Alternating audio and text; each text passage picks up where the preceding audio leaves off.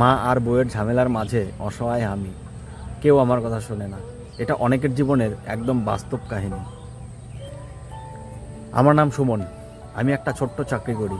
বিয়ের আগে মাই ছিল আমার সব কিছু। মা সকালে আমাকে ঘুম থেকে ডেকে দিত, খাবার দিত, আমার যত্ন করত। আমি প্রতিশ্রুতি দিয়েছিলাম বিয়ের পরও মায়ের মুখে যেন এই হাসি থাকে, মাকে যেন একটু ভালো রাখতে পারি।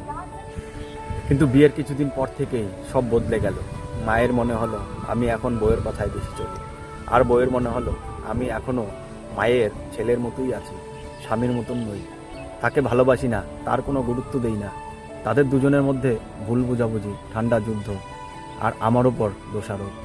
তুমি তো কখনো আমাকে বোঝো না, তুমি শুধু তোমার মায়ের কথাই শোনো। আমি মাঝখানে দাঁড়িয়ে থাকি, যেন দুই দিকেই ঝড় বইছে। কাজে গিয়েও শান্তি পাই না।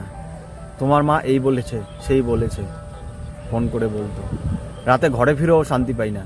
তখন মনে হয় কেউই আমার কষ্ট বুঝে না। একদিন মা রাগ করে বলল, তুই বদলে গেছিস। আর বউ বলল, তুমি ভালো স্বামী কোনোদিনই হতে পারবে না। সেদিন রাতে আমি চুপ করেছিলাম, চোখের জল মুছে শুধু ভাবছিলাম, আমি কি সত্যিই বদলে গেছি, নাকি আমি শুধু চেষ্টা করেছি সবাইকে একসাথে রাখতে, ভালো রাখতে, খুশিতে রাখতে। আজও আমি তাদের দুজনকেই ভালোবাসি। আমি জানি মাও আমাকে ভালোবাসে, আর বউও ভালোবাসে। শুধু এই ভালোবাসার মাঝে আমি একটু নিঃশব্দ হয়ে গেছি, কারণ আমার কথাটা কেউ শোনে না।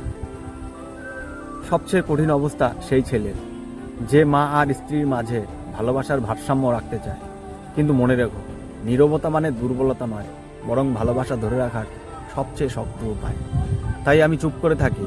আমি চাই তারা একটু বুঝুক, আর সংসারটাকে সুন্দরভাবে ভালোবাসা দিয়ে টিকিয়ে রাখুক।